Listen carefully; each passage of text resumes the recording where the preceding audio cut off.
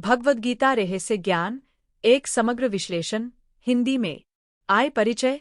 भगवद गीता कालातीत ज्ञान का स्रोत। भगवद गीता, जिसे भगवान का गीत कहा जाता है, संपूर्ण विश्व में एक महान आध्यात्मिक और दार्शनिक मार्गदर्शिका के रूप में मान्य है। यह महाभारत के भीष्म पर्व में समाहित 700 श्लोकों की दिव्य संवादात्मक रचना है, जो न केवल धार्मिक ग्रंथ बल्कि आत्मज्ञान, नैतिक जीवन और मोक्ष की प्राप्ति हेतु संपूर्ण मार्गदर्शन प्रदान करती है। इसका ज्ञान कालातीत है, युवाओं और आधुनिक मानवों को भी यह अपार ज्ञान प्रदान करता है। भगवद गीता का ऐतिहासिक महत्व।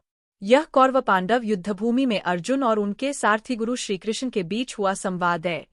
यह सैन्य संघर्ष मात्र नहीं, धर्म, सत्कर्म और अधर्म, असत्कर्म के बीच आंतरिक द्वंद्व को उजागर करता है।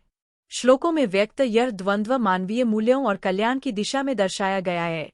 शास्त्रज्ञों के अनुसार यह ग्रंथ ईसा पूर्व 200 से ईसा पश्चात 200 के मध्य रचा गया और इसमें वेदों व उपनिषदों से प्राप्त प्राचीन तत्वों का समावेश है। यह ब्राह्मणों से पात्रों को उदात्त कर्तव्य और ज्ञानयुक्त कर्म का महत्व समझाने का आदर्श प्रयास भी है। इसने महात्मा गांधी जैसे महापुरुषों को भी प्रेरित किया। उन्होंने इसे अहिंसा आंदोलन का आधार माना। भाग 2। दार्शनिक आधार। गूढ़ ज्ञान की भावना और उद्देश्य। यहाँ गूढ़ ज्ञान का आशय केवल कर्म या भक्ति नहीं, बल्कि आत्मा परमात्मा के गहन संबंध एवं मोक्षमार्ग के दार्शनिक तत्वों से है। यह ज्ञान हमें स्वयं में परिष्कार और द्वंद्वों में विजय हेतु समर्थ बनाता है। इस विश्लेषण का मूल उद्देश्य यह गूढ़ ज्ञान हिंदी भाषी पाठकों के लिए सरल, सुसंगत और वर्तमान संदर्भों में उपयोगी बनाना है। शास्त्रीय एकीकरण। वेद, उपनिषद, सांख्य, योग, वेदांत। गता वेदों में वर्णित कर्म और धर्म की अवधारणा सांख्य योग दर्शन, भक्ति और ज्ञान का सार प्रस्तुत करती है। यह इन विभिन्न मार्गों के सम्मिलित समन्वय का उत्कृष्ट उदाहरण है। भाग 3। धर्म, कर्मयोग और ज्ञानयोग। धर्म, कर्तव्य और नैतिकता। गीता में धर्म को कर्तव्य या नैतिकता का उच्चतम रूप दर्शाया गया है। महायुद्ध के समय अर्जुन जो आंतरिक नैतिक संदेहों से जूझ रहे थे, उस समय कृष्ण ने उन्हें क्षत्रिय धर्म की गंभीरता समझाई। असच्चे मार्ग का त्याग और सत्य का पालन वास्तव में नैतिकता का आधार है। कर्मयोग, निष्काम कर्म।